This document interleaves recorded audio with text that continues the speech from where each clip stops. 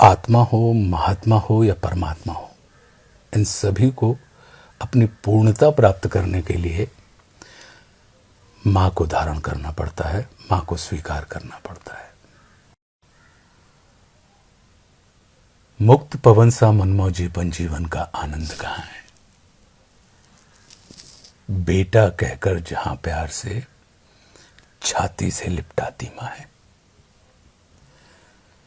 मां जिस पर रीझी मुखचूमा वही सलोना राम हो गया, और जिसकी अलख सवार डिठोना लगा दिया घनश्याम हो गया, और जिन्हें बांस के धनुष सनोड़ी के तीरों से खेल खिलाए, वही जगत में अर्जुन जैसे कुशल धनुषधारी बन आए।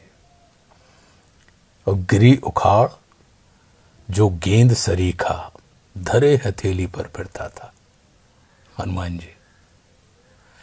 गिरी उखाड़ जो गेंद सरीखा धरे हथेली पर फिरता था, अंजनी सुत के भुजदंडों में दूध जननी का ही बहता था।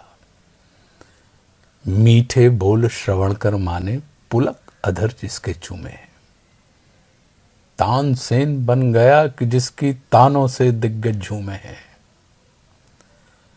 मां गौ को कह दिया सभी के शीश झुके चरणों के नीचे, मां तुलसी को कहा सभी ने श्रद्धा से अपने दृगमीचे।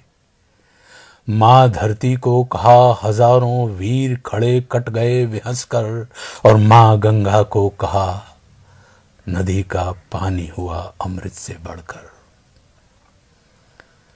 वह अनादि ओंकार वेद भी जिसको नेति नेति कहते हैं, परमात्मा। वह अनादि ओंकार वेद भी जिसको नेति नेति कहते हैं, सदे हुए ब्रह्मांड अनेकों जिसके कण कण में रहते हैं। होगा वो भगवान किसी का होगा वो भगवान किसी का, उसको ही प्रभुता दिखलाए। माता के आगे आना है तो नंगा रोता ही है।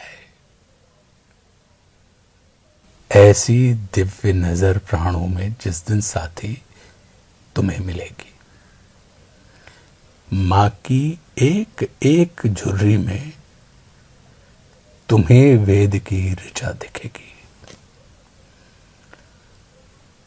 कुपित पिता को देख लाड़ला दूर नजर से भग जाता है, और मां मारे तो बचने बच्चा मां से और लिपट जाता है।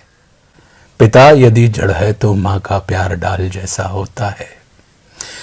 फूलों का संबंध जड़ों से अधिक डाल से ही होता है।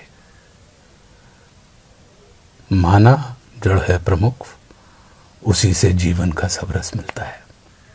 माना जड़ है प्रमुख, उसी से जीवन का सब रस मिलता है। किंतु जड़ों पर फूल न खिलता, हरदम डाली पर खिलता है। टूट जाए यदि जड़ अभाग से, फूल नहीं मुरझा पाते हैं। टूट जाए यदि जड़ अभाग से, फूल नहीं मुरझा पाते हैं। और जब तक सूख न जाती डाली, फूल कली से मुस्काते हैं। किंतु जड़ें हूं सही सलामत, और डाल टूट करके गिर जाए, किंतु जड़ें हों सही सलामत, डाल टूट करके गिर जाए। और जड़ चाहे जितना रस फेंके, फूल कली रहते मुरझाए।